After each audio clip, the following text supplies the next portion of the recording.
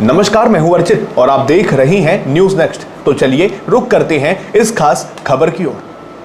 भारत और रूस के बीच होने वाले तेल व्यापार को लेकर एक बार फिर देश की राजनीति गर्मा गई है।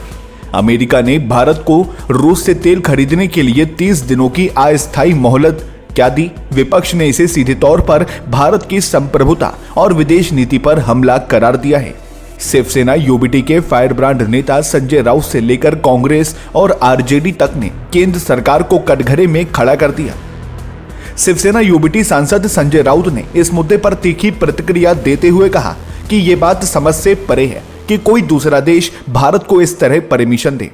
ऐसी अनुमति आमतौर पर एक ताकतवर देश अपने अधीन या कमजोर देश को देता है।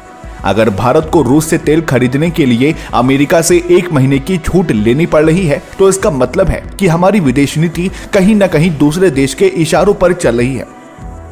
राउत ने यहां तक आरोप लगाया कि भारत अमेरिका के गुलाम की तरह व्यवहार कर रहा है और विदेश नीति में हमारी अपनी कोई आवाज नहीं रह गई।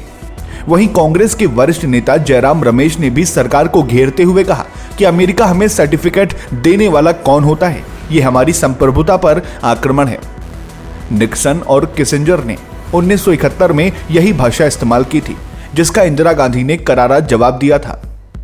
जयराम रमेश ने ट्रेड डील और अमेरिका के बढ़ते दबाव को लेकर संसद में भी सवाल उठाने की चेतावनी दी है।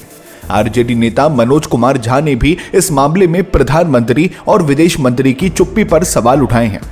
उन्होंने कहा कि अमेरिका ने जिस तरह की अपमानजनक भाषा का इस्तेमाल किया है उस पर भारत सरकार को स्पष्ट और मजबूत रुख अपनाना चाहिए।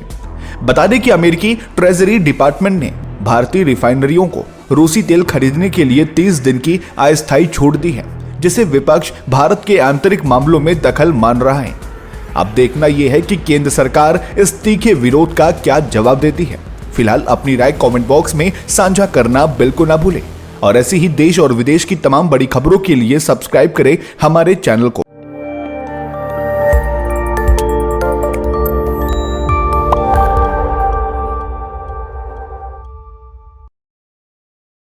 नमस्कार, मैं हूं अर्चित और आप देख रहे हैं न्यूज नेक्स्ट। तो चलिए रुक करते हैं देश प्रदेश की मुख्य 10 बड़ी खबरों की ओर।